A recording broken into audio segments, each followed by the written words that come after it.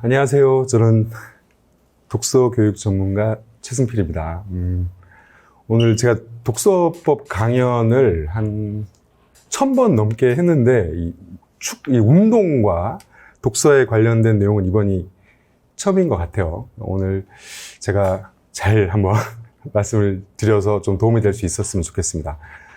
이제 좀 생뚱맞죠? 운동, 스포츠와 독서. 뭔가 이렇게 양극단에 있는 것 같은 좀 느낌이 있잖아요. 독서는 좀 뭔가 정적이고 가만히 앉아서 하는 거고 좀 뭐랄까요, 좀 정서적이고 좀 지적인 이런 활동이라면 스포츠, 운동은 활동적이고 이제 몸으로 하는 신체적인 이제 이런 활동이라 전혀 좀 다르게 느껴지는데, 사실 이 두 가지 활동이 교육학적으로 보면 굉장히 밀접한 연관성이 있습니다. 연관성도 있고 또 효과의 측면에서 놀랍게도 아주 유사한 효과를 나타내는 것으로 교육학이나 뇌과학에서는 이야기를 하고 있는데, 제가 사례를 한번 말씀드려 볼게요. 이 독서와 스포츠의 관계에 대해서.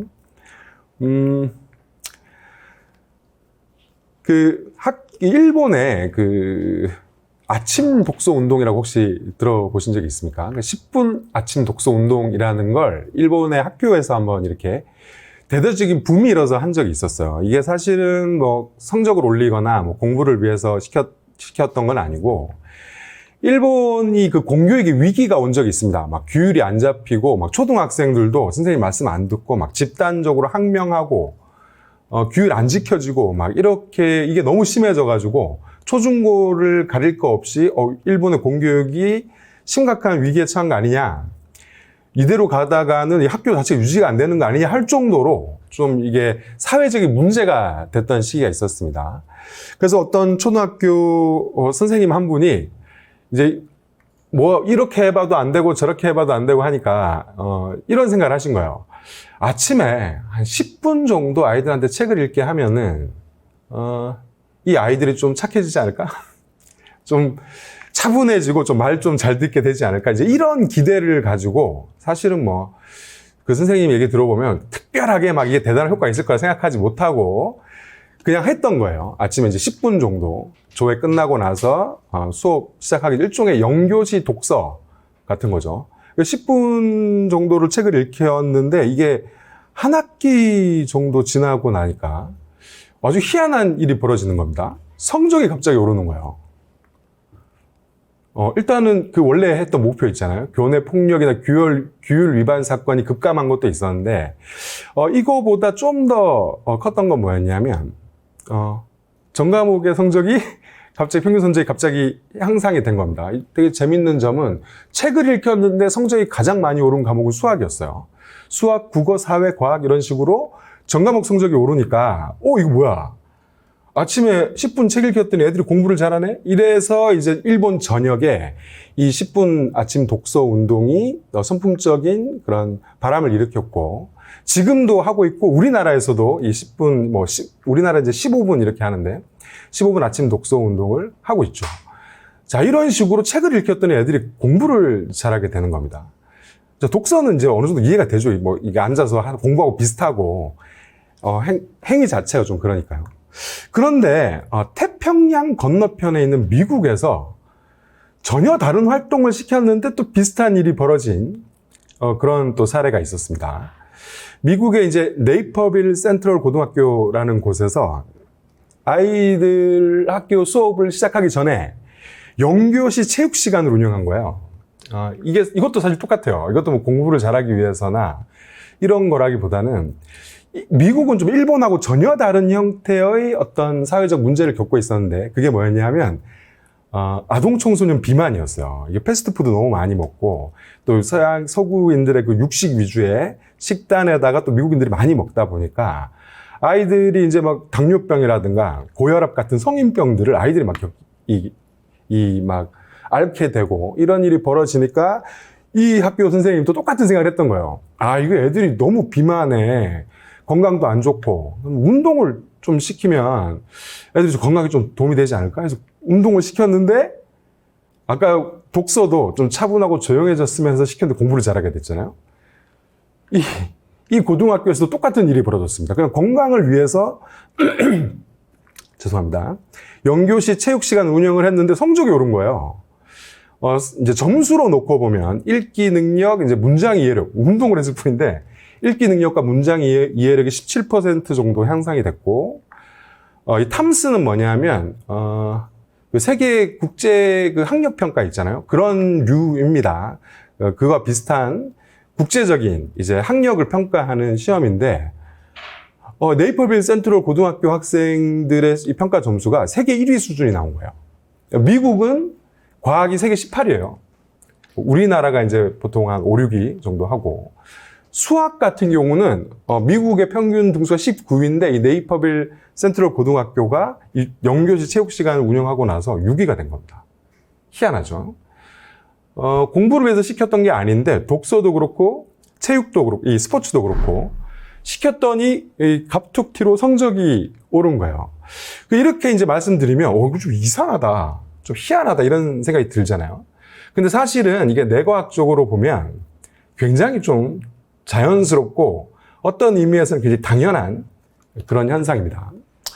지능에는 두 가지 측면이 있습니다. 하나는 이제 하드웨어적인 측면, 또 다른 하나는 소프트웨어적인 측면을 들 수 있는데, 이 하드웨어적인 측면이라고 하는 것은 쉽게 말씀드리면 뇌 건강이에요. 뇌의 혈류량, 뇌에 피가 도는 혈류량, 그리고 뇌에 관련된 신경 전달 물질의 분비의 건강성 정도, 쉽게 말씀드려서 뇌 건강이죠, 뇌 건강.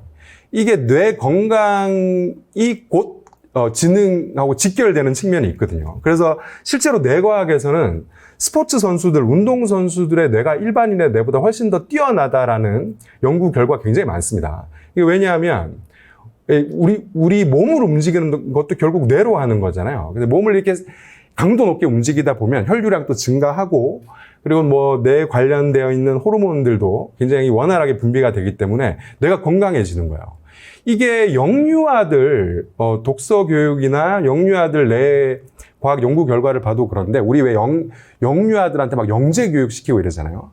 근데 그거보다 그냥 즐겁게 뛰어놀고 하루에 한 번 정도 그냥 재밌게 책 읽어주고, 이게 가장 좋은 영유아들의 그 뇌를 발달시키는 가장 좋은 방법이다. 이제 이런 것들이 뇌과학에서는 일반적인 상식으로 통합니다. 근데 이게 왜 그러냐면, 영유아들의 지능, 영유아들의 지적 능력의 척도를 뭘로 보냐면 뇌 건강으로 봐요. 뇌가 건강하면 건강할수록 똑똑하다고 보는 거죠. 그거하고 똑같은 겁니다. 운동선수들의 뇌가 일반인들보다 뛰어나다고 판단하는, 그런 분석하는 연구 결과 많은 이유도, 운동선수의 뇌가 운동량이 많다 보니까 일반인들보다 내가 훨씬 더 뛰어나다라고 얘기가 되는 거죠. 또 다른 측면으로 이제 소프트웨어적인 측면이 있습니다. 이 소프트웨어적인 측면은 쉽게 말씀드리면 뭐 지식 처리의 양이죠.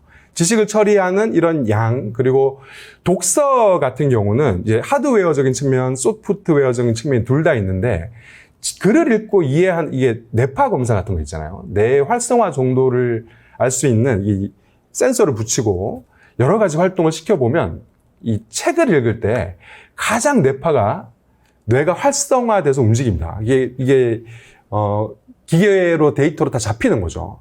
그래서 이게 글을 읽고 이해하는 행위 자체가 뇌를 쓰는 행위이기 때문에 뇌의 어떤 하드웨어적인 발전을 일으키면서 동시에 책을 읽으면 책에 내용이 들어오잖아요. 이 책의 내용이 들어오는 것은 소프트웨어적인 측면이 있는 겁니다. 자, 이렇게 지능에는 하드웨어적인 측면, 소프트웨어적인 측면이 있는데, 운동선수분들은 이제 기본적으로 뇌의 하드웨어 측면이 굉장히 우수한 것이고, 저한테는 일종의 그런 거죠. 저처럼 이제 독서교육 전문가들은 소프트웨어적인 측면은 상대적으로 많이 책을 읽고 하니까 좋은 편이겠지만, 저한테 부족한 건 이제 운동이 되겠죠.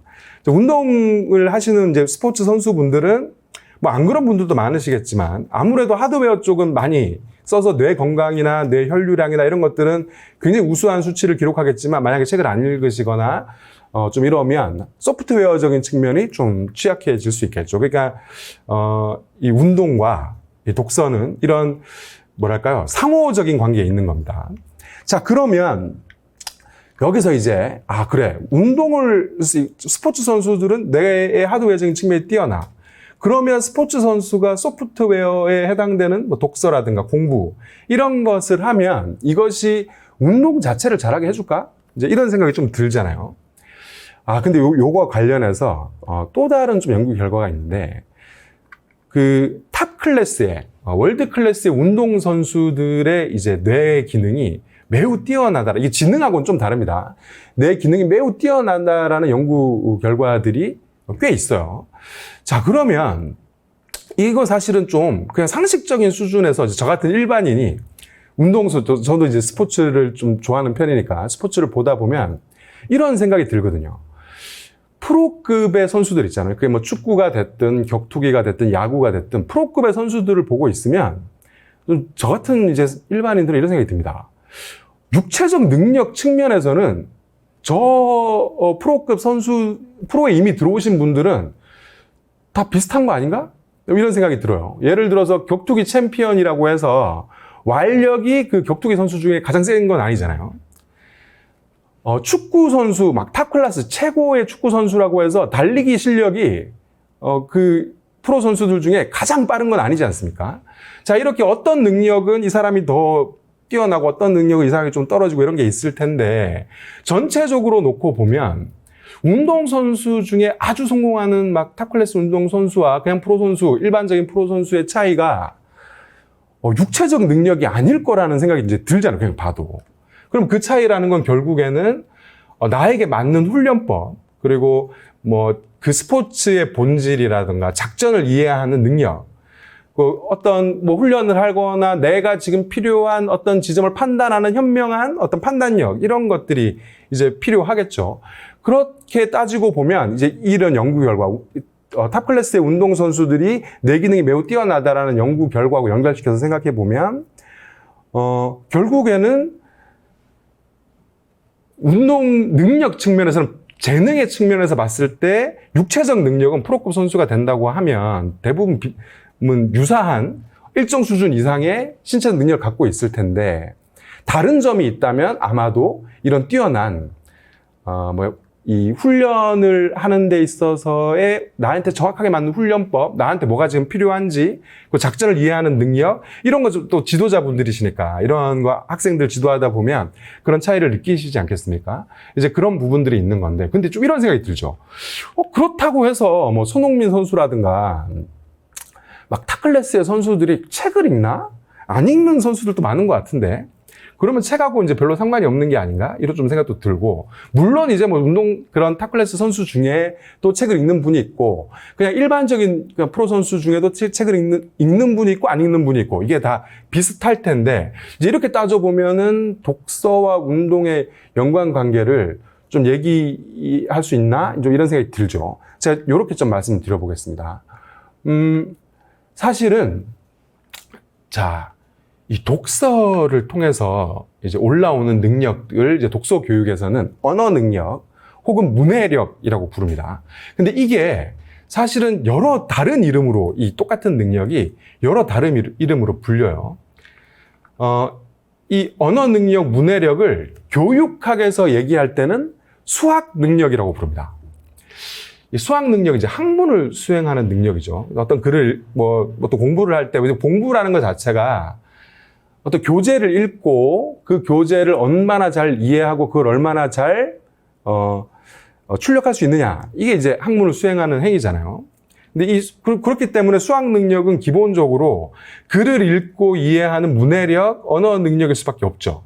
그래서 이 똑같은 능력을 교육학에서 얘기할 때는 이제 수학 능력이라고 부릅니다. 이거를 이제 저 같은 이제 독서 교육 쪽에 있는 혹은 인지과학 쪽에서는 언어 능력이라고 부르고, 이 언어 능력을 좀 더 글을 읽고 이해하는 능력 국한해서 부를 때는 이제 문해력, 이렇게 부르는 건데 사실 똑같은 거죠. 그리고 또 다른 게 있습니다. 이걸 그냥 인간의 역량의 총량으로 놓고 보면 이 능력을 또 뭐라고 부를 수 있냐면 사고력이라고 부르는 거죠. 그래서 수학 능력, 언어 능력, 문해력, 사고력은 사실 같은 능력을 관점에 따라서 다르게 부르는 거라는 거죠. 제가 이 말씀을 왜 드리냐면, 운동선수들이 이제 그 아까 제가 말씀드렸던 어떤 그런 판단 능력이라든가 작전 이해 능력 이런 것들은 사고력에 해당되는데 사실 글을 읽어서 끌어올릴 수 있는 언어 능력과 이 우리가 알고 있는 사고력이 사실 같은 거라는 거죠. 또 이게 공부를 할 때는 수학 능력하고도 같은 것이고 이게 다 같은 거라는 말씀을 드리기 위해서 이런 말씀 드리는 겁니다. 자, 이렇게 한번 생각해 보죠. 지금 좀 납득이 잘 안 가죠. 이게 왜 다 같지? 그 수학 능력하고 언어 능력을 알겠는데 사고력하고는 어떻게 같지? 좀 이런 생각이 드실 것 같아요. 사고력하고는 어떻게 이게 설명을 드릴 수 있냐면, 이 사고력이요. 사고력이 낮다라고 얘기할 때 우리가 생활 용어로 보통 이제 뭐라고 표현을 하냐 하면 베이비 토크 수준이다 이런 표현을 많이 씁니다. 베이비 토크 수준이라는 게 베이비 토크라는 게 이런 거죠. 배고파, 심심해, 놀아줘. 이렇게 전달하고자 하는 메시지가 짧고 간단한. 그러니까 베이비 토크 수준의 사고력을 갖고 있다는 것은 내가 이 머리로 생각해낼 수 있는 사고의 논리 수준이 배고파, 놀아줘, 심심해처럼 단절적이고 짧고 간단한 것을 뜻합니다. 이건 아이들 보면 알 수 있죠. 영유아 아기들, 뭐 3살, 4살 이런 친구들 보면 어떤 뭐 자기가 잘못하고 했을 때 변명을 할 때도 변명을 잘 못하잖아요. 굉장히 단절적으로 짤막짤막하게 자기 의사를 표현하고 그보다 더 어리면 그냥 울어버리죠. 웃거나 울거나 이렇게 이제 의사 표현을 하는 겁니다. 이게 이렇게 내 머리로 떠올릴 수 있는 언어 사고의 단위가 짧고 간단할 때 사고력이 낮다고 얘기를 하죠. 그럼 이게 이제 사고력이 올라온다는 건 뭐냐면 내 머리로 생각할 수 있는 이 논리의 수준이 점점 복잡해지고 길어지는 걸 뜻합니다. 근데 이게 좀 어떤 측면이 있냐면 독서를 생각해 보시면요. 이 사고력을 언어 능력으로 딱 병치해서 한번 얘기를 해볼게요. 아이들이요. 이런 게 있습니다. 예를 들어서 만약에 제가 이 물병에 대해서 생각을 한다고 해보죠. 물병에 대해서 이렇게 생각을 해요. 내가 할 수 있는 모든 논리력과 사고력을 총동원해서 생각을 해요. 만약에 이 생각을 기술해주는 컴퓨터가 있다고 해보자고요. 내가 생각하는 어떤 생각을 기술해주는 컴퓨터가 있다고 하면 예를 들어 제가 물병에 대해서 한 5분 정도 생각했는데 그걸 그대로 기록을 해주는 거죠. 그러면 그 기록된 종이를 놓고 보면 그 기록된 글의 논리 수준이 있을 거 아닙니까? 이 논리 수준이 예를 들어서 강아지 똥 같은 그림책 수준일 수도 있고 아니면은 뭐 초등 3학년 정도가 있는 동화책 정도의 논리적 조밀함일 수도 있고 아니면은 뭐 몽실 언니나 청소년 소설 혹은 성인 소설 혹은 지식도서 정도의 논리적 조밀함일 수도 있잖아요. 내 생각, 그러니까 다시 말해서 언어 사고, 내가 생각할 수 있는 수준만큼 읽을 수가 있어요. 자, 이게 무슨 말씀이냐면 아이들 이제 글쓰기 시켜보면요. 글이 좋다 나쁘다와 별개로 그 아이가 쓴 글의 언어 수준이 있습니다. 그 글의 언어 수준이 어떤 아이는 똑같은 4학년인데 어떤 아이는 그 글의 언어 수준이 강아지 똥 같은 그림책 정도의 언어 수준인 거예요. 뭔가 좀 문장도 짧고 전달하고자 하는 메시지의 논리적 구성도 굉장히 단순하고 근데 또 어떤 아이는 똑같은 초등 4학년인데 막 청소년 소설 정도의 논리적 조밀함으로 글을 쓰는 친구도 있단 말이죠. 그럼 그 쓴 글의 언어 수준 있잖아요. 딱 그 정도 글을 그 친구가 읽을 수 있는 책입니다. 예를 들어서 어떤 아이가 글을 썼는데 강아지 똥 정도의 논리 수준으로 글을 쓸 수 있으면 그 아이가 읽을 수 있는 책은 강아지 똥 정도의 그림책의 그 정도 논리적 조밀성을 갖고 있는 글만 읽을 수 있는 거예요. 그 친구가 쓴 글이 몽실 언니 정도, 초등 고학년 동화 정도의 논리적 수준을 갖고 있다면 그 아이가 읽을 수 있는 글 역시도 초등 고학년 정도의 글이라는 거죠. 사실 이게 다 같은 겁니다. 그래서 예를 들어서 뭐 사업을 하시는 분들이나 공부를 하는 친구들 중에도 그런 경우 있거든요. 책 안 읽었는데 언어 능력 평가를 쳤는데 언어 능력 점수 굉장히 높게 나오는 경우가 있어요. 이거는 사업을 하시는 분들 중에도 이게 사실 언어 능력은 제가 말씀드렸던 것처럼 그 사람이 구성할 수 있는 논리 수준이기 때문에 사실 대화를 좀 해봐도 이 언어 수준을 알 수가 있거든요. 왜냐하면 그 그 분이 어떤 것을 설명할 때 거기에 구성되는 논리들이 있잖아요. 그 논리들을 가만히 듣고 있으면 아, 이분이 뭐 정확하다고는 할 수는 없지만, 글보다 정확하다고 할 수는 없지만, 아, 이런 정도의 논리 수준을 갖고 계신 분이구나. 이거를 어느 정도는 파악할 수 있다는 거죠. 그래서 이 것들이 같은 건데, 근데 이런 경우가 있습니다. 아까 말씀드린 것처럼 책을 안 읽었는데 언어 능력이 굉장히 높은 경우, 뭐 심지어 이런 경우도 있어요. 책을 전혀 안 읽는 초등학교 3학년 아이인데 언어 능력이 막 중1, 중2 수준. 다시 말해서 중1, 중2 교과서를 읽고 스스로 읽고 이해할 수 있을 정도의 언어 능력을 갖고 있는 친구들이 있단 말이죠. 책을 전혀 안 읽은 중학교 1학년 학생인데 언어 능력 평가를 해보면 고등학교 막 2학년, 3학년 수능 점수로 치면 수능 한 1, 2등급에 해당되는 이런 점수가 나오는, 수능 국어 영역에서 이런 점수가 나오는 언어 능력을 갖고 있는 아주 독특한 친구들이 있습니다. 근데 이게 왜 그러냐 하면 이제 이런 게 있는 거예요. 언어 능력은 이제 당연히 문해력, 글을 읽고 이해하는 능력이니까 책을 읽으면 올라옵니다. 책을 읽으면 올라오는데, 그래서 책을 읽어서 언어 능력이 올라오면 뭐가 올라오겠어요? 당연히 언어 능력과 사고력이 같은 거니까 사고력도 같이 올라오는 셈이 되는 겁니다. 근데 반대도 가능해요. 예를 들어서 어떤 사람이 평소에 하는 사고 패턴, 내 사고의 체계가 굉장히 집요하고 논리적이고 체계적인 이 분들이 있어요. 학생들, 어린이들을 예로 들면 자꾸 왜냐고 물어보는 애들 있잖아요. 이거 왜 이래요? 이거 뭐예요? 막 이렇게 물어보는 애들 중에 그 질문을 딱 들어보면 그 질문이 그냥 좀 직관적인 질문이 아니라 자기 나름대로 생각을 한 끝에, 사고 과정 끝에 나오는 질문을 하는 친구들이 있어요. 이런 친구들이 이제 100이면 100 언어 능력이 굉장히 높게 잡힙니다. 그래서 왜 위인전 보면 막 호기심이 어렸을 때 되게 많았다, 막 이런 얘기 하잖아요. 그게 호기심이 많다. 왜냐고 자꾸 물어본다는 건 뭐냐면 세상을 굉장히 디테일하게 관찰하고 일상생활의 사고 이 패턴이 굉장히 논리적이고 조밀하다는 걸 의미합니다. 자, 이렇게 되면, 이런 일이 벌어지는 거예요. 자, 독서를 할 때 예를 들어서 어떤 문장을 읽을 때를 한번 생각해 보세요. 나는 오늘 어떤 독서 교육 전문가의 강연을 듣기로 했다라는 문장을 읽을 때와 이 똑같은 문장을 내가 그냥 생각을 할 때, 이때 머릿속에서 일어나는 현상을 한번 비교해 보세요. 비교해 보시면 똑같습니다. 이 작동 원리가 똑같다고. 뇌가 작동하는 원리가, 생각을 할 때 뇌가 작동하는 원리와 글을 읽고 이해할 때 뇌가 작동하는 원리가 정확하게 똑같습니다. 그래서 사고력을 앞에 사실 가로쳐서 붙어 있는 게 뭐냐면 언어예요, 언어. 언어 사고력이거든요. 우리가 생각을 냄새로 하거나, 이미지로 하거나 하지 않잖아요. 인간의 가장 특질이 뭐냐면 언어로 사고한다는 데 있죠. 언어라는 어떤 상징 도구를 갖고 있음으로 해서 그걸 가지고 사고를 할 수 있다는 게 인간의 특질인데, 이 독서를 하는 행위는 사실은 그 자체가 생각을 하는 행위인 겁니다. 그래서 이런 일이 벌어지는 거예요. 만약에 3시간짜리 책을 한 권 읽었다고 쳐보죠. 그럼 이거는 바꿔서 얘기하면 어떤 게 되냐면 3시간 동안 생각을 하는 게 되는 겁니다. 그러니까 사고력이 올라오는 거예요.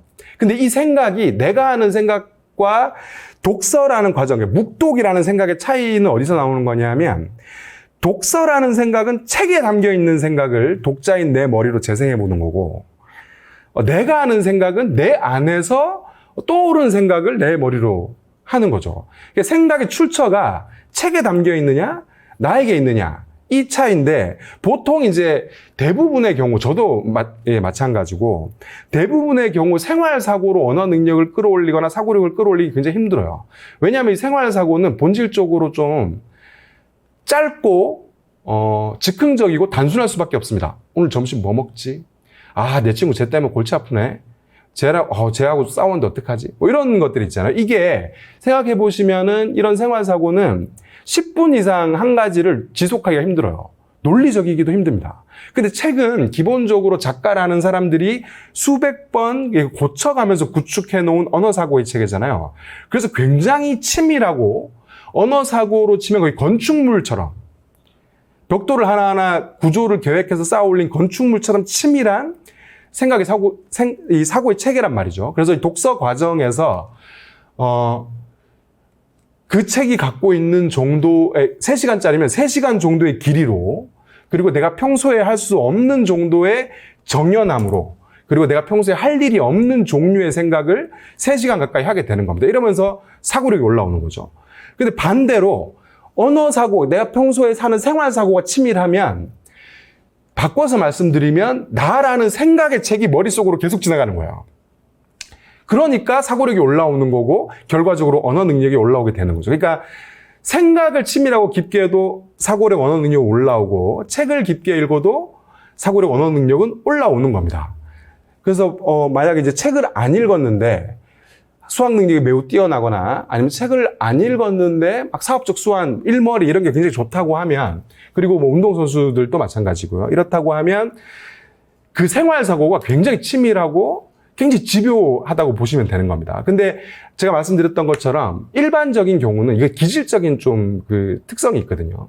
그런 정도의 집요함, 이런 기질을 우리 모두가 타고나는 게 아니기 때문에 기질적으로 그걸 좀 하기 힘들어집니다. 내가 스스로 그렇게 치밀해지기는. 근데 책을 읽으면 책이라는 어떤 뭐랄까요, 가이드를 따라가는 거죠. 책을 통해서 이런 사고력을 끌어올릴 수 있기 때문에 만약에 내가 그런 혹은 가르치시는 그 학생들이 이런 사고력을 갖고 있지 않은 친구라고 한다면 독서를 통해서 이걸 얼마든지 보완할 수 있다는 거죠. 그래서 이런 능력들은 기본적으로 책을 좀 읽어주면, 운동선수의 경우에는 책을 좀 읽으면 이런 현상을 경험할 수 있는 겁니다. 작전을 이해하는 능력이 또 향상될 수 있고요. 그리고 훈련을 할 때 이 훈련을 어떤 방식으로 해야 나한테 더 도움이 될까?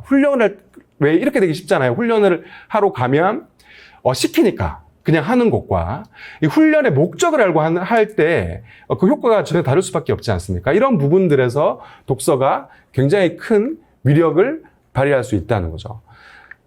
그리고 또 이런 측면도 있습니다. 스포츠 선수들의 생애는 좀 일반인들의 생애하고 다르잖아요. 전성기를 이제 보통 젊었을 때 전성기를 보내고 이제 은퇴를 하고 나면 제2의 삶, 이제 지도자가 되거나 아니면 다른 일을 하거나 제2의 삶을 살아가야 되는데, 독서는 또 이런 부분에 있어서도 굉장히 큰 도움이 되기 때문에 이런 관점으로 독서라는 것이 단순히 책의 내용을 내 것으로 만들어서 많은 지식을 쌓고 이런 거라고 생각하지 마시고, 이게 나의 사고 수준, 그리고 나의 수학 능력, 이런 것들을 끌어올리는 그런 활동이라고 생각을 해주시면 좀 더 쉽게, 그리고 좀 더 목적 의식을 가지고 독서에 접근해 볼 수 있겠죠. 근데 이제 제가 방금 아까 초반에 독서와 스포츠 이 효과를 좀 말씀드렸잖아요. 아이들한테 독서를 하루에 10분 시켰더니 성적이 오르더라. 아이들한테 운동을 영교시에 시켰더니 학업 성취도가 오르더라. 이런 말씀을 드렸잖아요. 근데 이게 그러면 이제 우리 사회를 놓고 한번 봐보자고요. 우리의 교육 현장. 우리 이제 지도하시는 학생분들이 이제 운동을 하시는 학생들이지만, 그렇지 않은 그 운동하는 학생들과 함께 살아가는 우리 사회의 아이들. 이 아이들은 그러면 어떤 상태에 있느냐를 한번 생각해 볼 수 있겠죠. 우리 학생들이 일반적으로 책을 많이 읽습니까? 책을 거의 읽지 않죠. 좀 심각할 정도로 좀 독서 문화는 계속 이제 붕괴되고 있는 상황이라, 어린이, 청소년, 성인 할 거 없이 독서량은 급감 추세에 있습니다. 운동은 어떨까, 운동은? 운동도 마찬가지죠.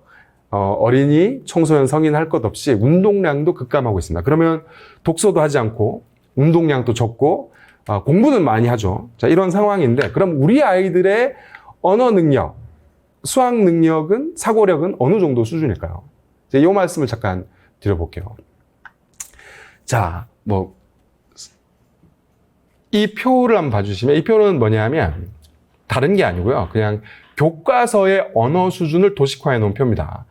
교과서의 언어 수준을 왜 갑자기 말씀드리냐면, 이 학교 공부를 잘해야 된다, 이런 이런 차원이 아니고, 이 교과서라는 책은 한편으로는 치밀하고 한편으로는 굉장히 허술한 그런 책이에요. 어떤 점에서 허술을 하냐 하면 이 교과서를 예를 들어서 교과서에 지진이 나오잖아요. 그럼 지진을 다 달달달 외워서 100점을 맞고 나오잖아요. 그래도 지진을 알 수 없다는 점에서 교과서는 허술한 책입니다. 기본적으로 그런 어떤 단원별로 나눠져 있지 않습니까? 뭐 지진 한 단원, 뭐 화산 한 단원 이런 식으로. 그런데 어떤 지식도 그 단원 정도의 분량으로 설명할 수 있는 지식은 없거든요. 그러니까 교과서는 기본적으로 허술할 수밖에 없는 거죠. 그래서 교과서에 담긴 지식은 지식 자체를 전달하는 이 교과서라는 책 자체가 지식 자체를 전달하는 매체라기보다는 네가 이 정도 학년이면 이런 정도의 지식은 알고 있어야 돼 하는 지식의 카탈로그 북 같은 겁니다. 이런 정도 지식은 네가 알고 있어야 돼 하고 지식의 맛을 보여주는 카탈로그 북 같은 거기 때문에 카탈로그 북은 기본적으로 책으로서의 완성도로 떨어질 수밖에 없잖아요. 그러다 보니까 교과서는 허술한 책인데 다른 한편으로는 또 굉장히 치밀한 책이에요. 어떤 점에서 치밀하냐 하면 그 언어 수준이요. 그 교과서에 기술되어 있는 교과서의 언어 수준이 그 연령대의 교육학적으로 인지과학적으로 딱 맞게 정확하게 세팅되어 있습니다. 초등 1학년 교과서는 초등 1학년의 언어 수준에 맞춰 쓰여져 있고 중학교 3학년 교과서는 중학교 3학년의 적정 언어 수준에 맞게 쓰여 있는 거죠. 그런데 우리 아이들 지금 책도 안 읽고요. 운동도 잘 하지 않죠. 그럼 우리 아이들의 지금 평균 언어 능력이 어느 정도인지를 제가 한번 말씀드려 볼게요. 우리나라 초등 5, 6학년의 평균 언어 능력은 초등 4, 5학년 수준 이라고 보시면 됩니다. 초등 4, 5학년 수준이라는 건 무슨 말씀이냐면 초등 4, 5학년 교과서를 읽고 이해할 수 있는 정도의 언어 수준 이렇게 생각하시면 돼요. 그럼 중학생의 평균 언어 능력은 어느 정도냐? 중학교 1학년, 2학년, 3학년을 가릴 것 없이 거의 비슷하게 나오는데 중학생의 평균 언어 능력은 초등 5, 6학년 수준이 나옵니다. 그러니까 초등 5, 6학년 교과서를 읽고 이해할 수 있는 정도의 수준이라는 거죠. 그럼 우리나라 고등학생의 평균 언어 능력은 어느 정도냐? 우리나라 고등학생의 평균 언어 능력은 제가 대외적으로는 중1이라고 얘기하고 다니는데 평가 점수만 놓고 보면 똑같이 초등 5, 6학년 수준이 나옵니다. 제가 이 근거까지 지금 말씀드릴 수 있으면 좋은데 시간이 짧아요. 1시간 15분 정도라서 근거까지는 말씀드리기가 좀 힘들지만 쉽게 말씀드려서 간단하게 설명드리면 저는 이제 강사 생활하는 12년 동안 대학 수학능력시험 국어 영역 아시죠? 이 대학 수학능력시험 국어 영역은 어떤 종류의 시험이냐 하면 이게 사실은 언어능력 평가입니다. 대학 수학능력시험 국어 영역이.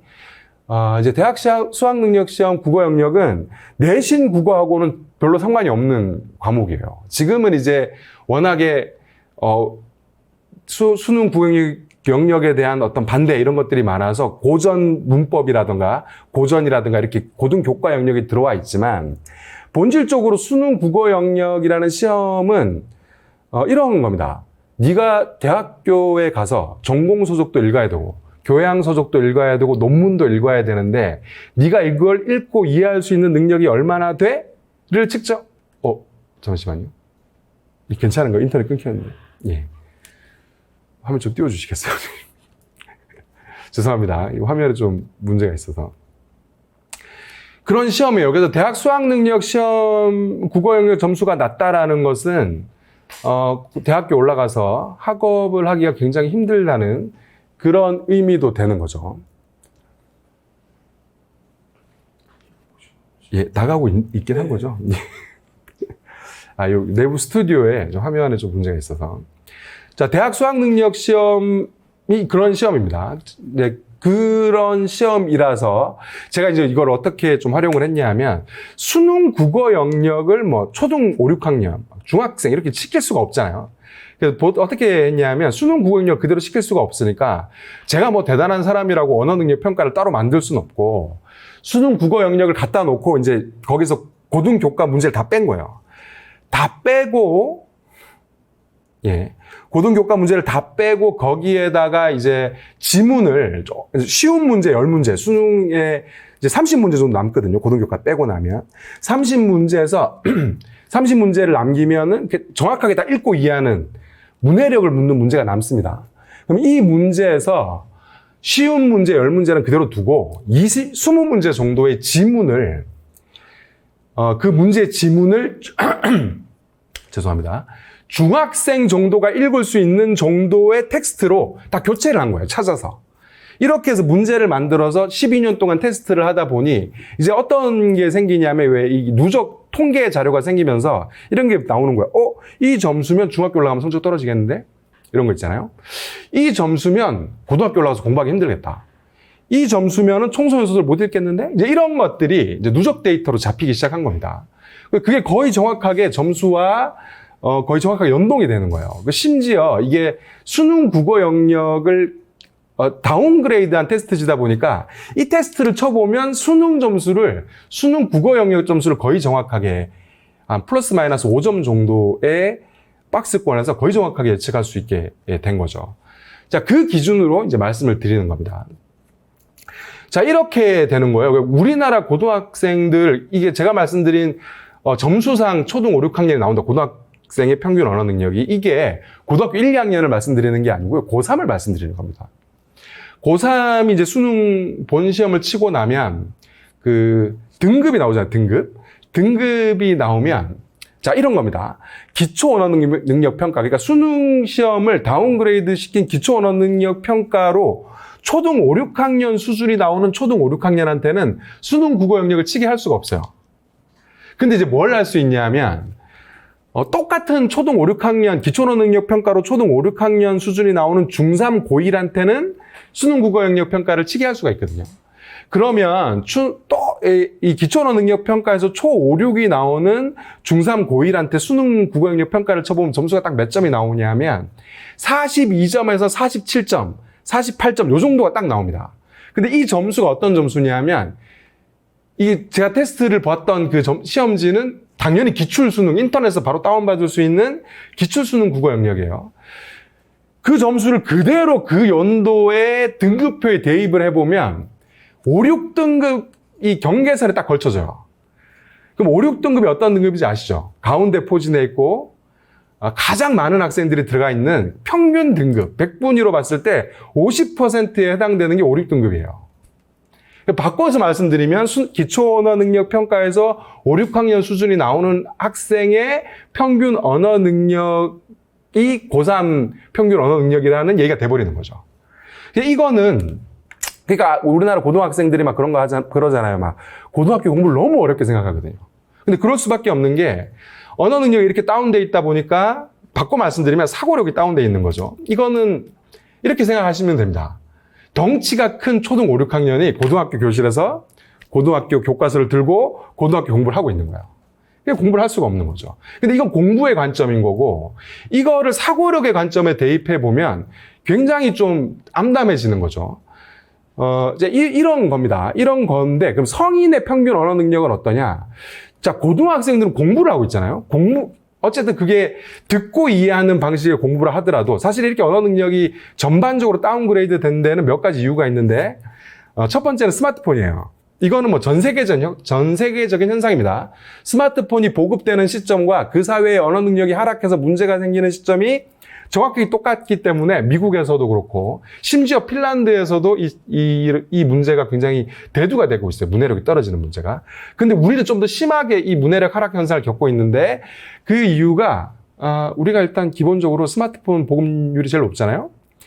그런 데다가 우리는 생각해 보시면 옛날에는 어떤 학생들이 공부를 잘했냐면 교과서를 스스로 읽은 애들이 공부를 잘했잖아요. 근데 지금은 성실한 보수학원 선생님을 만난 애들이 공부를 잘해요. 바꿔서 말씀드리면 옛날 우등생들은 교과서를 자기가 읽고 이해함으로 해서 공부를 잘했다는 거죠.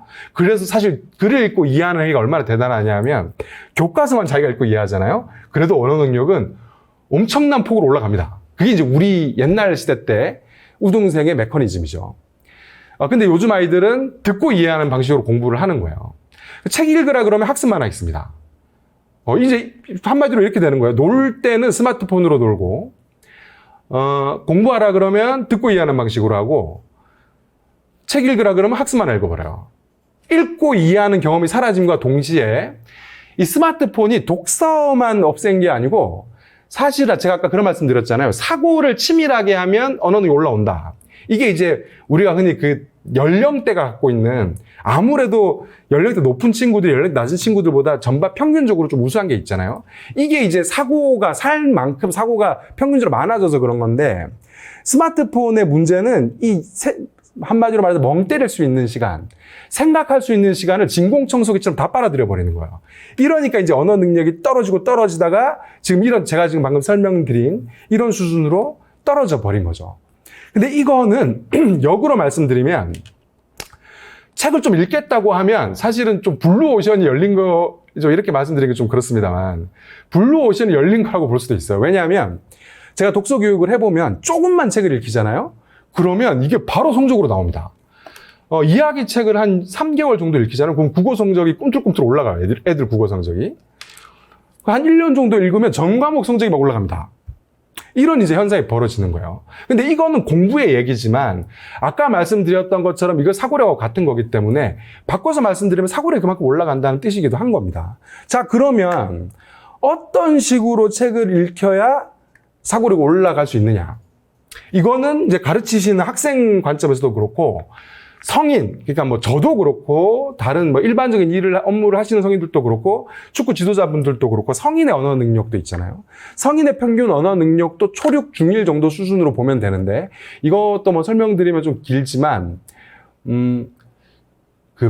사실 성인들은 이 학생들처럼 시험을 안 치잖아요. 그래서 이 데이터 잘 없어요. 근데 기본적으로 몇 가지 지표로 알 수 있는데 뭐 OECD에서 하는 실질 문맹률 뭐 조사라든가 아니면은 그 나라의 베스트셀러 상위 목록을 봐도 알 수 있어요. 아, 이 사회의 언어 능력이 이 정도 되는구나.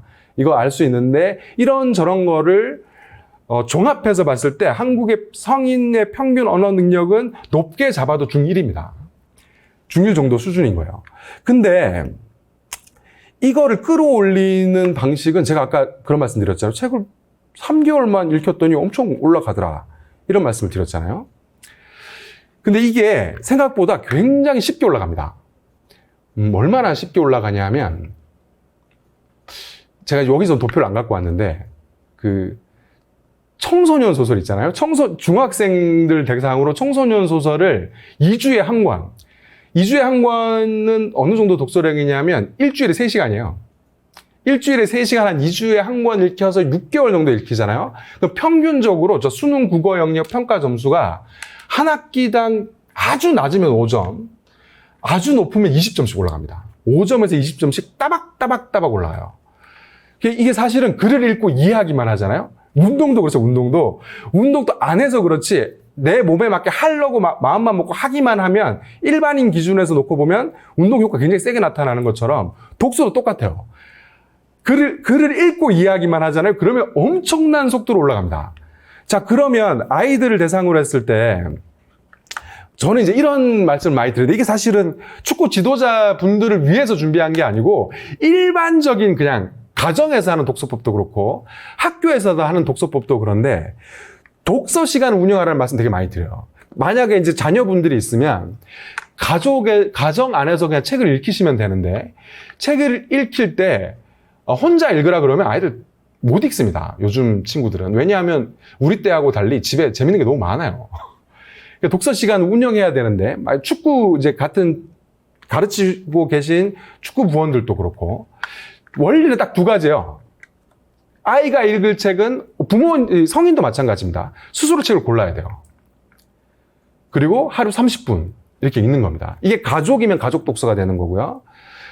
만약 축구팀이면 뭐 영교시 독서 시간 뭐 이렇게 되는 거겠죠.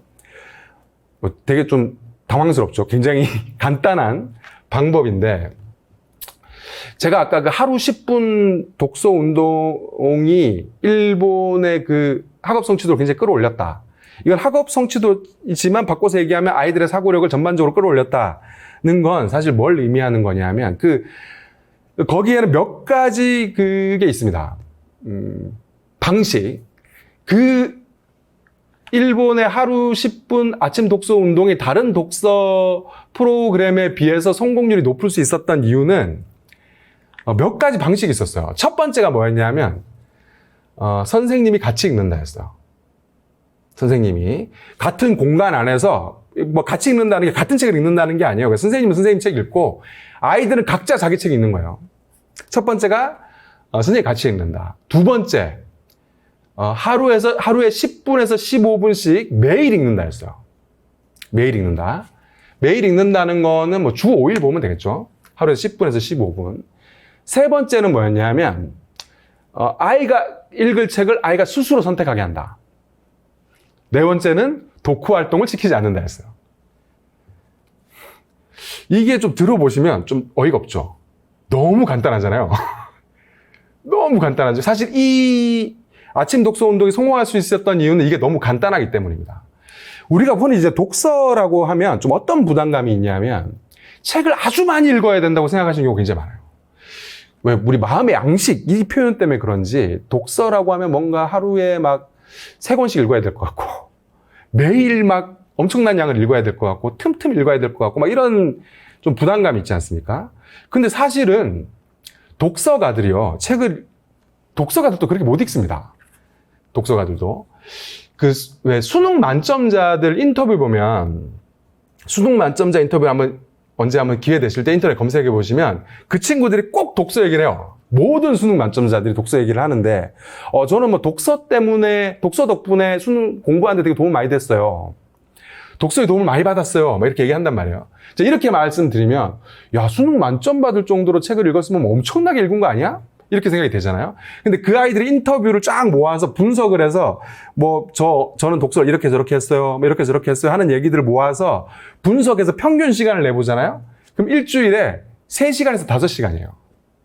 수능 만점 받았다. 독서의 힘을 빌어서 수능 만점 받았다는 애들이 하루에 3시간씩 읽은 게 아니에요.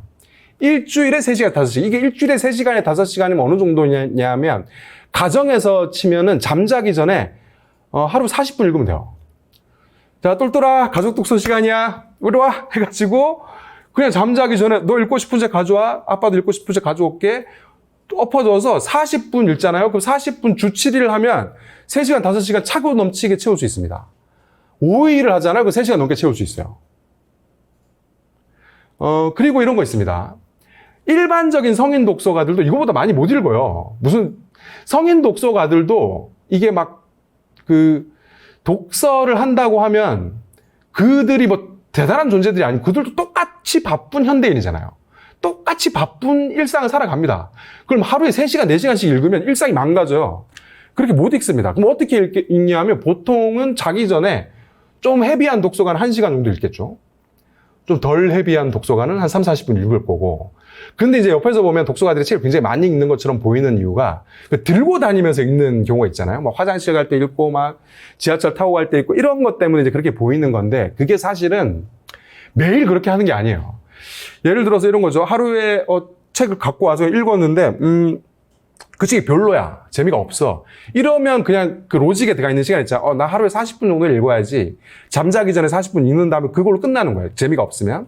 근데 그런 책이 재밌잖아요. 이제 그럼 어떻게 되냐면 40분만 읽어야지 했다가 앉아서 3시간 읽게 되는 겁니다. 근데 3시간 읽었는데 다 못 읽었어. 이러면 이제 어떻게 되냐면 다음날 그 책을 들고 다니게 되는 거예요. 그래서 옆에서 우와, 엄청 책을 매 순간 읽네 이렇게 보이지만 그 책하고 헤어지고 다른 책을 만나는데 재미없잖아요. 그럼 다시 돌아가요. 이렇게 사이클이 생기는 거예요, 사이클이.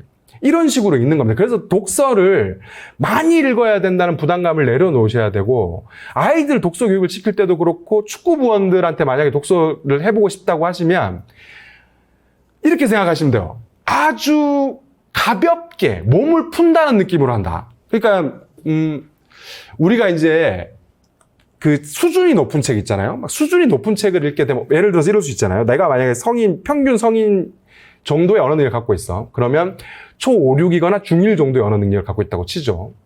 이러면 이제 내가 책을 딱 고르면 어떻게 돼요? 그 책이, 내가 못 읽을 책일 가능성이 큽니다. 자, 한번 봐보실까요? 자, 책을 읽을 때 이제 성인 기준으로 놓고 뭐 어떤 책을 읽을 것인가 고민을 하게 되잖아요. 이제 만약에 이제 내 업무와 연관된 책을 읽을 수 있겠죠. 저 같은 경우는 이제 독서교육 전문가니까 뭐 뇌과학 책이라든가 인지과학 책이라든가 뭐 독서 역사에 관련된 책이라든가 이런 게 있을 거고, 축구 이제 스포츠 쪽에서 이제 스포츠 관련된 그런 이론 서적들이 있을 거 아닙니까? 이런 업무 연관성인 책들이 있을 것이고, 혹은 그냥 내가 재밌는 책 읽을 수도 있잖아요. 내가 재밌는 책을 읽을 수도 있고, 혹은 아니야 나는 좀 막 천체물리학 이런 게 좋아 막 이래서, 아니면은 뭐 생물학 이런 게 좋아 이렇게 해서 읽을 수도 있겠죠.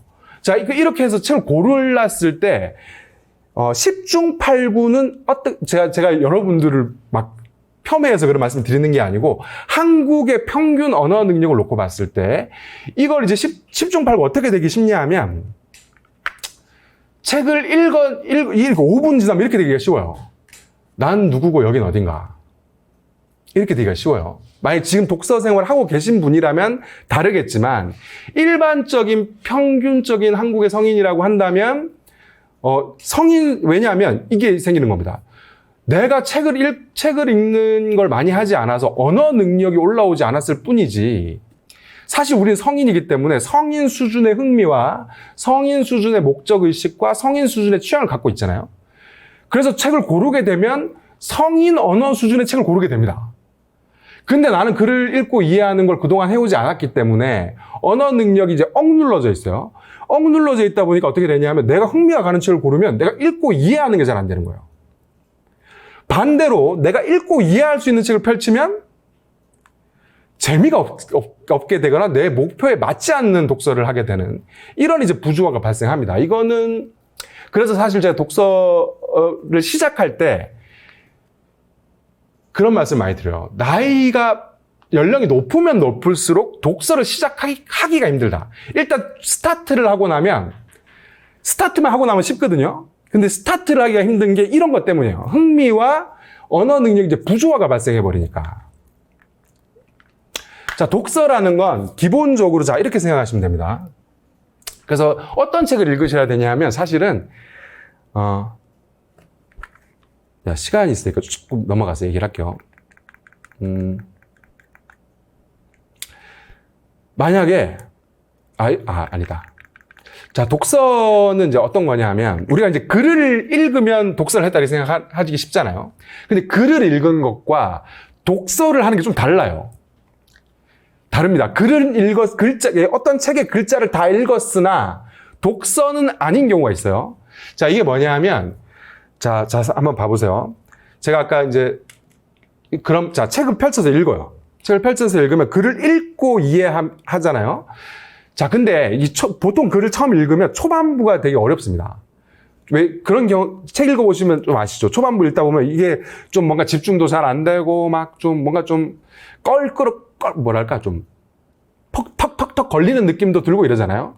좀 재미도 없고. 근데 이 책을 좀 읽다 보면 한 4-5페이지 넘어가면 정보도 좀 수집이 되고 문체도 좀 적응이 되고 하면서 쑥 빨려 들어가잖아요. 자, 이게 이런 겁니다. 내 생각의 주파수가 있잖아요. 책에도 생각의 주파수가 있어요. 그럼 내 책을 펼친다는 건 어떤 거냐 하면, 책을 펼쳐 읽기 시작했다는 건 내 생각의 주파수가 있는 상태에서 책의 생각의 주파수가 들어오는 거예요. 근데 책의 초반부에는 어떻게 되기 쉽냐면, 이 내 생각의 주파수와 책의 생각의 주파수가 따로 노는 겁니다.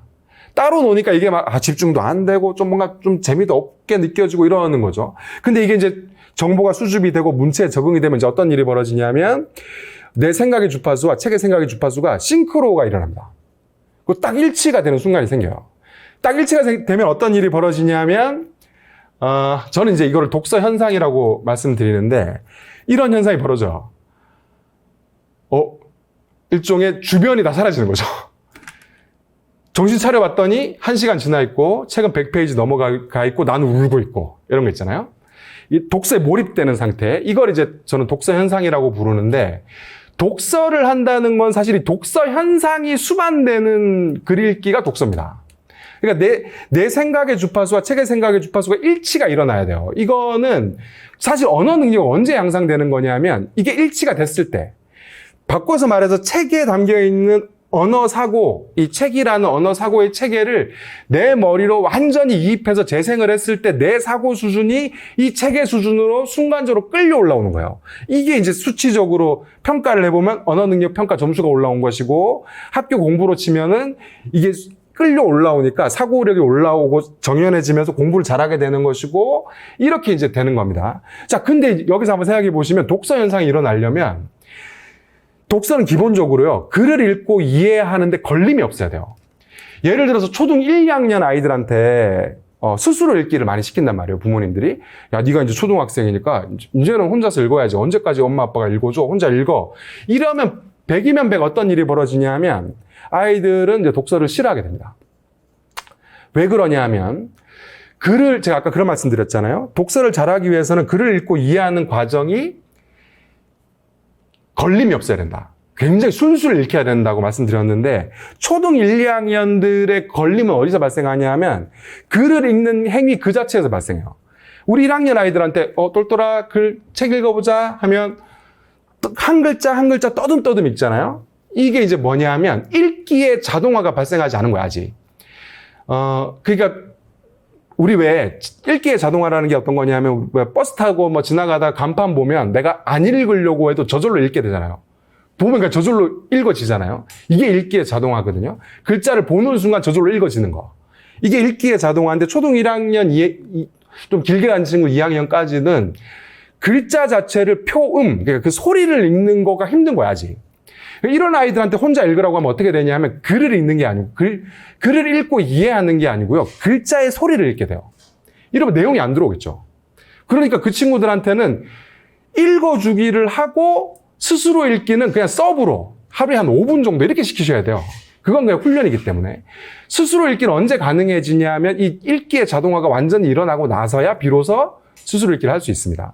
근데 이게 성인 수준에서 혹은 청소년, 초등 고학년 수준에서 이 걸림이 있는데, 그건 뭐냐면 논리 수준이에요.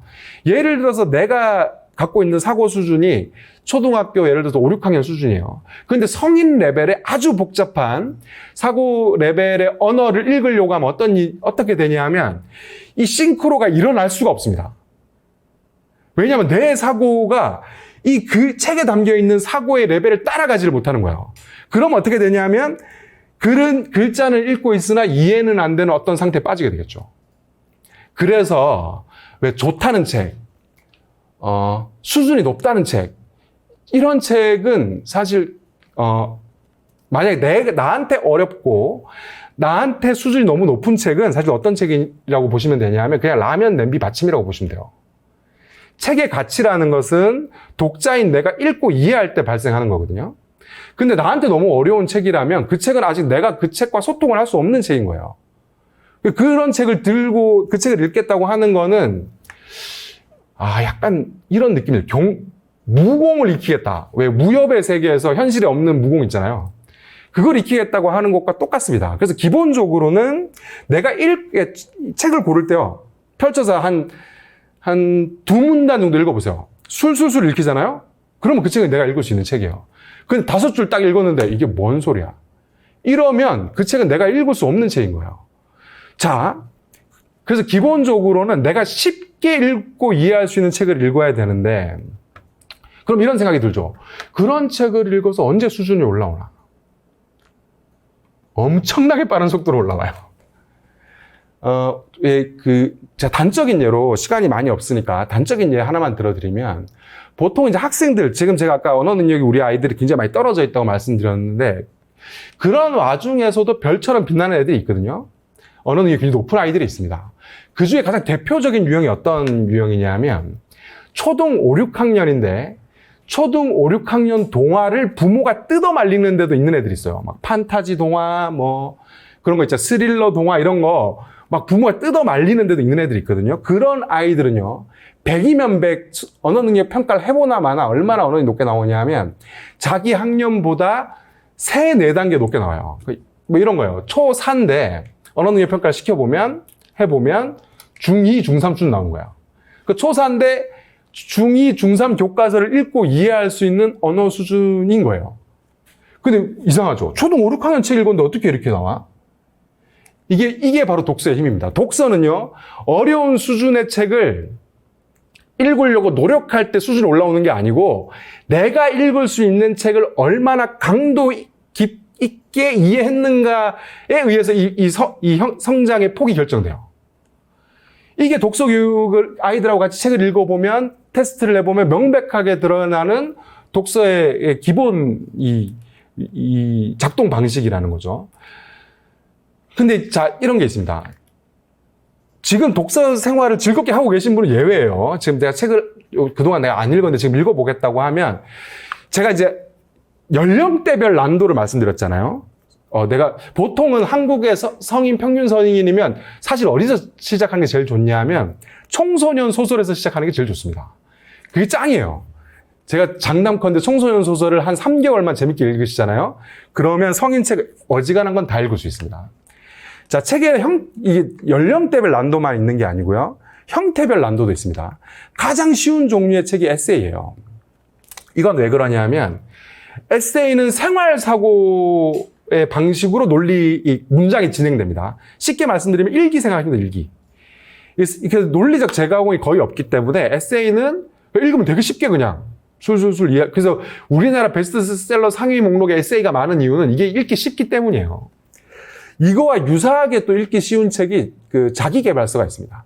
자기계발서는 왜 쉽냐면 자기계발서는 구체적 사례가 굉장히 많죠. 나는 요렇게 해서 성공했다. 요렇게 해서 성공했다. 이런 얘기가 많기 때문에 원래 책이라는 건 구체적일수록 쉽고 간접적일수록 어렵거든요. 그 다음으로 이제 좀 쉬운 책이 소설이나 동화 같은 이야기책이에요. 이건 또 왜 쉽냐, 그런 거 있죠. 소설이 얼마나 쉽냐를 생각해 보시면, 물론 이제 이것도 고전 명작이나 한강 소설가의 소설, 이런 쪽으로 가면 이제 어렵습니다. 근데 일반적인 그냥 장르 소설이나 청소년 소설, 요 정도 레벨에서 말씀드리면 이야기가 좀 쉬운 이유는 뭐냐면, 이게 우리 삶의 양식하고 똑같기 때문이에요. 우리는 태어나고 자라고 늙고 죽잖아요. 하다못해 점심을 한 끼 먹을 때도 갈등이 발생하죠. 오늘 나 점심 뭐 먹지? 짜장면 먹을까? 짬뽕 먹을까? 하다가, 그래, 오늘은 중화요리를 먹어야겠어. 해서 중국집에 가서, 짬뽕이요 하고 시켜서 먹을 때 어떤 생각이 들어요? 짜장면 시킬걸. 이런 갈등이 발생하잖아요. 우리의 삶의 국면 자체가 다 이야기이기 때문에 소설을 읽을 때는 사실 무슨 스키가 너무 많이 나오는 러시아 소설 빼고는 그냥 술술술 읽고 나면 무슨 내용인지 다 기억이 나죠. 기승전결 다 기억나고 줄거리 다 기억나고 이렇게 되는 이유가 이 소설이 갖고 있는 논리 전개 방식인 기승전결 방식이 우리 삶의 양식, 다시 말해서 우리에게 내면화되어 있는 논리 전개 방식이기 때문입니다. 그래서 사실 형태별로 놓고 보면 이 소설이나 동화가 독서를 시작하기엔 제일 좋아요. 이게. 그 다음으로 어려운 게 지식도서예요. 소설이 기승전결의 논리 전개를 한다면 지식도서는 인과관계의 논리 전개를 합니다. 결과를 보여주고 이게 왜 그런지 설명해 주죠. 근데 이게 결과 보여주고 설명해 주고 이게 한 덩어리면 쉬울 텐데 이게 보통 어떤 식으로 구성이 되냐면 작은 인과관계를 이 쇠살처럼 엮습니다.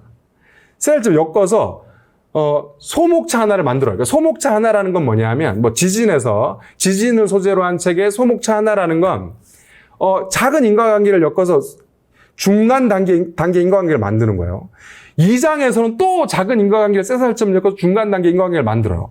그리고 이게 서로 결합되는 겁니다. 결합돼서 하나의 거대한 지식을, 하나의 단일한 지식을 설명해서 이제 완성되는 형태의 인과관계의 사고 구축을 한단 말이죠. 근데 이게 본질적으로 굉장히 복잡할 수밖에 없습니다. 게다가 이 인과관계 사고는, 원인과 결과로 하는 사고는 사고법으로 놓고 보면 기본적인 사고지만 우리처럼 이제 주입식 교육을 하는 나라에서는 이 인과관계 사고를 잘 할 수가 없어요. 우리 체화되어 있지 않잖아요. 또 이렇게 가부장적이고 권위적인 문화일수록 그걸 할 수가 없기 때문에 아까 제가 왜냐고 물어보는 애들이 언어력이 굉장히 높다 이런 말씀 드렸는데 이 아이들이 지식도서 읽잖아요. 그러면 이제 보통은 아이들이 동화책보다 지식도서를 훨씬 어려워하고 못 읽거든요. 근데 그 질문 많은 애들, 왜냐고 하는 애들은 지식도서 읽고 막 1시간씩 떠들어요.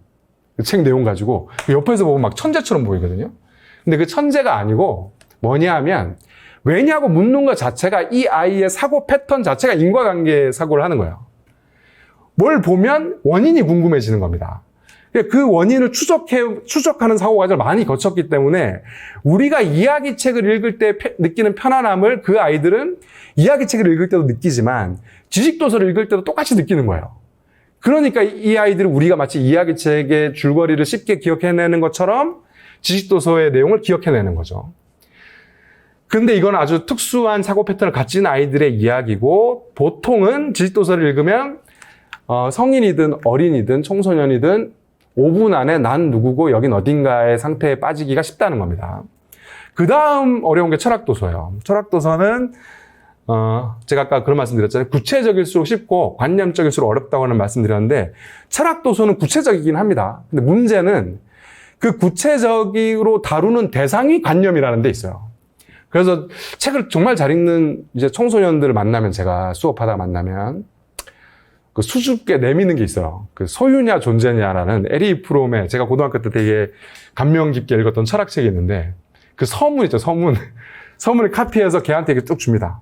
우리 이거 같이 한번 안 읽어볼래? 하면서 성공한 적이 없어요. 그럼 아이들이 이제 앞에 좀 훑어보고 쌤 저한테 왜 이러세요? 이런 식이니까. 자, 요런 형태별 난도가 있습니다. 만약에 이럴 수 있잖아요. 내가 취향상 나는 철학 쪽이 관심이 가. 혹은 취향상 지식도서가 관심이 가. 이랬을 때 딱 시작했을 때 시작하자마자 장벽에 탁 부딪힐 수 있다고요. 거기다 이제 성인 수준이야. 이러면 탁 부딪힐 수가 있거든요. 이런 부분들을 내가 좀 시작할 때는 좀 그러니까 만약에 독서를 지금까지 안 해왔다면 몸풀기가 필요하구나. 그러니까 제가 아까 말씀드렸던 청소년 소설이나 이런 청소년 소설이 그 청소년이나 읽는 책 이렇게 생각하시기 쉽지만 사실 그렇지가 않습니다. 이 청소년 소설은요, 우리나라에선 청소년 소설이라고 부르지만 실제 이거의 원래 명칭은 영 어덜트 노블이에요. 그러니까 청소년도 읽지만 성인도 읽는 책이고 실제로 읽어보시면 그 세계 어마어마합니다. 저도 강사 생활하면서 솔직히 말해서 청소년 소설 처음 읽기 시작했는데 깜짝 놀랐어요. 너무 대단해서 이 세계가. 한번 접해보시면 내 사고력, 언어 능력을 끌어올리는데 가장 빠르게 할 수 요 책 제가 아까 그런 말씀 드렸죠. 이거 한 3개월 읽고 나면 어지간한 성인 책은 다 도전해 볼 수 있다고. 이거 한번 도전해 보시기를 바랍니다. 그럼 자, 책을 제가 읽었어요. 읽고 나서 이런 거 있습니다. 내가 책을 잘 읽었는가 안 읽었는가 이걸 판단하는 방법이 있어요. 요거는 이제 아이들한테 하라고 이러고 말씀드리는 게 아니고 지도자분들께서 지도자님들이 스스로 내가 책을 독서를 내가 한번 체계적으로 해보겠다 했을 때 책을 읽고 나서 이걸 한번 해보시면 내가 책을 읽었구나, 내가 글자만 읽었구나 이걸 해볼 수 있는데 자 책을 좀 읽다 보면요 그 책 한 권 다 읽었잖아요. 다 읽고 나서 이런 느낌이 일단 들어야 돼요. 뭐 술술 잘 읽혔어. 뭐 특별히 어려운 거 없었어. 이런 느낌이 들어야 됩니다.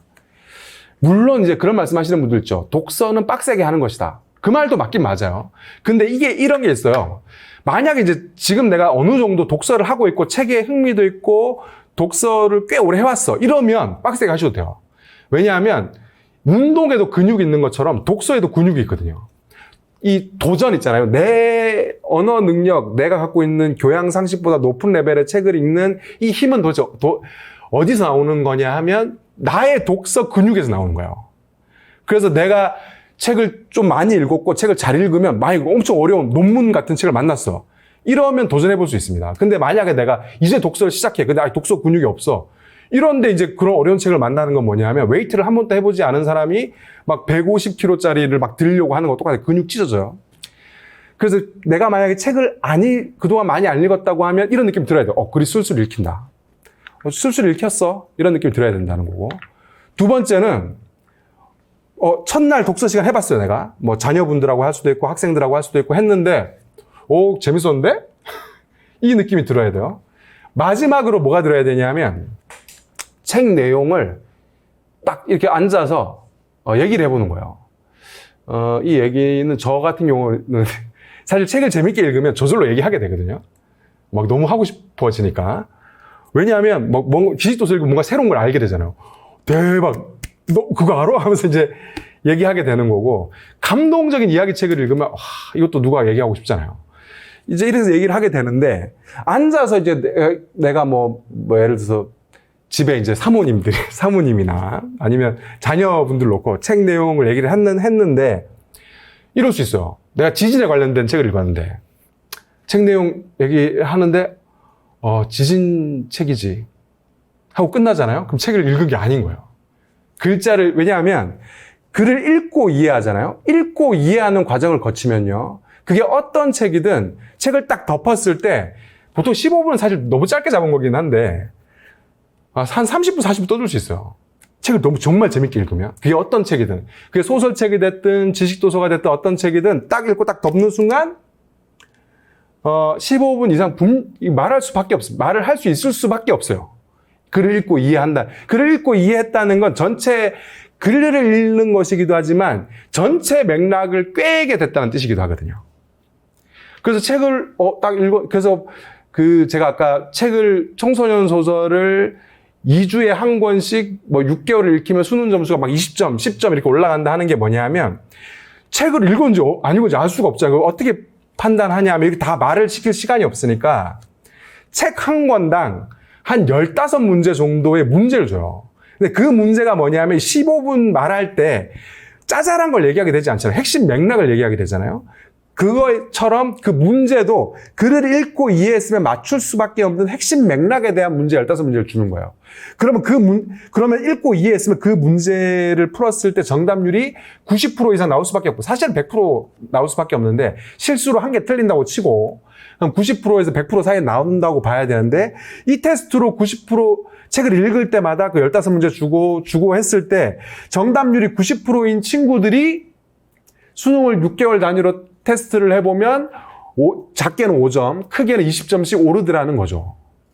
이거를 이제 바꿔서 얘기하면 15분 이야기를 할 수 있어야 된다는 거와 똑같은 이야기인 겁니다. 이걸 이제 해보시면 내가 책을 제대로 읽고 있구나. 이거를 판단해 볼 수 있는 거죠. 그래서 만약에 어떻게 끝까지 다 읽었는데 글이 술술 안 읽히고 독서 시간에 또 독서 시간 됐어 싫고 책을 덮었는데 얘기를 할 수 없고 하면 그럼 뭐가 문제냐? 그 책을 읽은 독자가 문제가 아니고요. 선택한 책이 문제인 거예요. 그 책이 그 책이 독자인 나한테 안 맞는 책이라서 그런 거예요. 그래서 사실상 독서가의 루틴이라는 게 이렇게 이루어지거든요. 독서 생활의 루틴이 책을 구경하고요. 책을 고르고, 읽고, 독후 활동하고. 여기서 독후 활동이라는 건 무슨 독후감, 독서록 이런 걸 얘기하는 게 아니고, 책을 읽고 나서 그 책을 갖고 한번 생각을 해보는 거예요, 혼자서. 어떤 사람, 저 같은 경우는 그냥 생각하고 넘어갈 때도 있고, 그냥 이렇게 돌아볼 때도 있긴 한데, 이 루틴에서 가장 중요한 게 뭐냐면, 책을 읽는 것도 아니고요, 독후 활동도 아니에요. 제일 중요한 건 책을 구경하고 고르는 겁니다. 그래서 뭐에 제일 힘을 주셔야 되냐면, 이거 있잖아요. 일주일에 한 번은 내가 도서관에 가서 30분 이상 머물면서 책을 골라보겠다.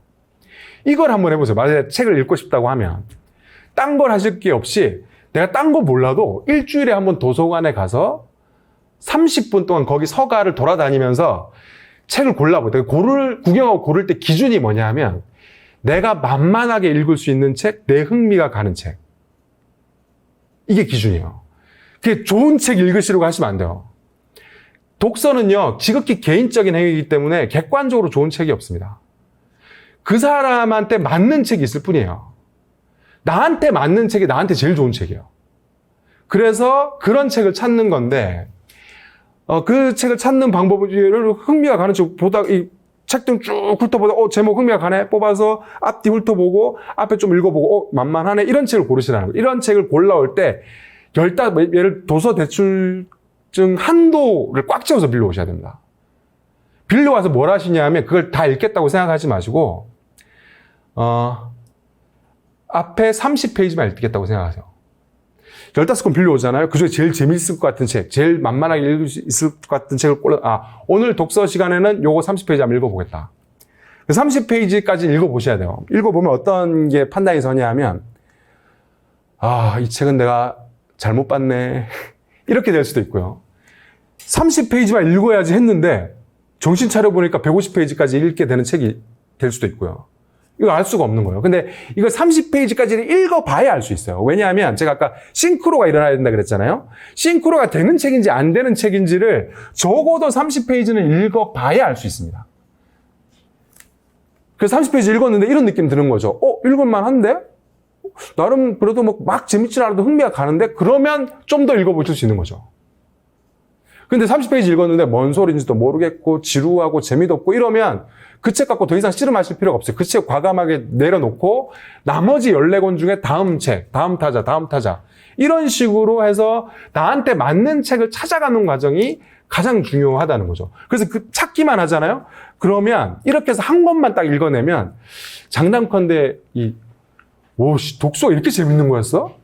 이 느낌이 딱 드실 거예요. 책 한 권 읽고 나서 이게 독서라는 게 되게 신기한 게 뭐냐면 사고력이 막 올라온다고 그랬잖아요. 사실 이거보다 훨씬 큰 게 있습니다. 막 책의 내용이 나를 타격하는 그런 지점도 있지만 그래서 책의 내용하고 별개로요. 책 한 권 다 읽고 나면 약간 어떤 느낌이 드냐면 뭔가 내가 달라진 느낌이 들어요. 그 이상한 뭐라 표현할 수 없는 뭔가 좀 내가 달라진 것 같은데? 이런 느낌이 들거든요. 사실 그 맛 때문에 이제 독서가들 책을 못 놓고 계속 책을 읽게 되는 건데 그 느낌이 드실 거예요. 그러면 이제 독서가 시작된 겁니다. 그럼 이제 그 루틴을 계속 해 나가시면 되는 건데 여기서 중요한 거는 독자인 스스로를 소외시키면 안 돼요. 소외시키는 게 뭐냐면 내가 읽을 수 없는 책. 이 책이 수준 높고 좋은 책이라고 하니까 그 책을 읽는 거. 그리고 막 너무 내 목적의식에 매달리는 거. 그렇게 하지 마시고 그냥 약간 처음 시작은 책과 좀 친해진다는 느낌으로 내가 관심이 가고 흥미가 가고 좀 만만하게 읽을 수 있을 것 같은 책으로 접근하시는 게 가장 빠른 길입니다. 사실 이렇게만 하면 되게 쉽게 굉장히 빠르게 내가 읽고자 하는 책까지 읽을 수 있는 상태로 가는 게 제가 장담컨대 6개월이면 가실 수 있어요. 그게 어떤 책이든. 내가 쉽게 읽을 수 있는 책을요. 일주일에 30분 도서관에서 고르고 그 책을 읽고 이렇게 하시면 요걸 매일 30페이지 읽겠다. 이걸 그러다 어떤 책 한 권 만나서 30페이지 이상 넘어가는 책을 만나면 쭉 읽고 이것만 하셔도 6개월이면요. 시중에 나와 있는 대부분의 책을 읽을 수 있어요. 이 시중에 나와 있는 책들이 논문이 아니거든요. 그 어렵다는 책들이. 코스모스 이런 거요. 이거 사실 천체 물리학자가 쓴 밖에서 보면 이렇게 두꺼운 벽돌책이니까 와 이게 막 대단한 책 같지만 사실 천체 물리학자가 쓴 우주 에세이 같은 거예요. 우주가 이렇게 경이로운 곳이야. 이런 에세이입니다 사실. 아까 에세이 되게 쉬운 책이라고 말씀드렸잖아요. 근데 이 독서 과정, 사실 이 루틴, 독서가의 기본 루틴을 무시하고 나한테 안 맞는 책, 어려운 책, 수준 높은 책을 읽으려고 하다 보니 계속 제자리가 되다가 지쳐서 쓰러지고 이래서 작심삼일로 독서가 끝나고 이게 루틴이 반복돼서 독서가 주는 것이지 사실 나한테 맞는 책을 읽으면 굉장히 쉽게 해낼 수 있다는 거죠. 시간이 다 됐어요. 제가 내용을 다 말씀드리지 못했는데 마지막으로 이런 말씀을 드리고 싶습니다. 30분 읽어야지 했다가 3시간 읽게 되는 책을 꼭 만나셨으면 좋겠어요. 이런 책 한 권을 좀 느긋하게 생각하시고 30분 읽어야지 했다가 3시간 읽게 되는 책. 그러니까 내가 축구 지도자니까 축구에 관련된 책을 읽겠어. 이런 것도 좋지만 그거보다는 저는 독서라는 문화를 내 문화로 만들어 보겠어로 접근하는 것이 오히려 훨씬 더 빠른 길이 될 거라고 생각합니다. 이건 독서의 기본 원리에 해당되는 것이기 때문에 이렇게 말씀드리는 거고요. 그리고 마지막으로 소소한 팁 하나 드리고 질문을 받도록 하겠습니다. 책을 읽으실 때요. 이런 거 한번 해보시면 좋아요. 그게 소설책이 됐든 지식도서가 됐든 책을 읽으실 때 예를 들어 소설책을 읽잖아요. 그러면 왜 소설책이 목차 나누죠? 소목차가 나눠지잖아요. 그러면 1번 소목차를 다 읽고 나서 바로 2번으로 넘어가지 마시고요. 1번을 첫 번째 소목차를 읽고 나서 그걸 덮은 채로 한번 그 내용을 머릿속으로 떠올려 보세요. 보통 한 30초? 길면 30초, 짧으면 20초면 그 내용 떠올릴 수 있거든요. 그 두 번째 목차를 다 읽고 나서 또 떠올려 보세요. 이러면 이게 독서라는 것은 내가 읽었던 내용이 모래시계의 모래처럼 누적되면서 앞으로 나가는 겁니다. 이 쌓였던 내용이 손망실이 가끔 일어나는데 이게 손망실이 일어나면 난 누구고 여긴 어딘가 이렇게 되는 거예요. 근데 이거를 처음 책을 읽으실 때 한 번씩 그 짐을 묶듯이 패킹을 한 번씩 해주셔야 되는데 이게 가장 쉬운 방법이 소목차 하나 읽고 그냥 바로 이 두 번째 목차로 넘어가지 말고 아 그래 주인공 여기 가서 이렇게 해서 이렇게 됐지. 요 정도만 한 번씩 생각하고 하셔도 독서의 순도가 굉장히 높게 올라옵니다. 만약에 지식도서를 도전하실 거면 지식도서는 좀 더 어려워요. 지식도서는 소목차까지 가면 이미 다 앞에 쌓인 그 모래들이 다 사라져 버립니다. 지식도서는 어떻게 하셔야 되냐 하면 문단 하나를 읽을 때마다 이 문단의 핵심 내용이 이거였지 하고 밑줄 긋고 그 다음 문단 읽고 밑줄 긋고 이런 식으로 하셔야 패킹이 일어나요. 묶을 수가 있습니다. 이런 식으로 읽으시면 훨씬 더 순도 높게 책을 읽을 수 있다는 말씀을 드리면서 질문이 있으시면 질문해 주시면 제가 답변을 제 깜냥껏 드려보도록 하겠습니다. 질문 있으신가요? 예, 질문이 없으시면 오늘 강의는 이렇게 해서 마무리하는 걸로 하고요. 좀 도움이 어떻게 되셨는지 모르겠습니다. 가족에서 사실 독서라는 건 저는 사실 제가 독서 교육 전문가라서 이런 말씀을 드리는 게 아니고 책이라는 건 생각의 예술이거든요.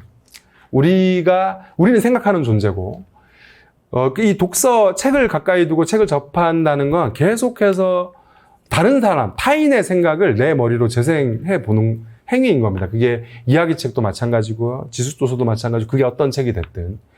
그런 행위라서 저는 이제 이런 표현 많이 쓰는데, 독서가가 된다는 것은 그 서가라는 생각의 바다를 여행하는 항해자가 되는 일입니다. 그래서 이게 삶에 있어서 저는 굉장히 이 삶을 풍요롭게 만들어주는 지점이라고 생각하고 우리 각자가 서로 다 원하는 목표, 이루고자 하는 그 목표들이 있잖아요. 그 목표를 이룰 수 있게 해주는 큰 힘 중에 하나라고 생각합니다. 꼭 그 힘을 축구 지도자님들도 그리고 가르치는 학생들도 그리고 가정의 자녀분들도 함께 나눌 수 있었으면 좋겠습니다.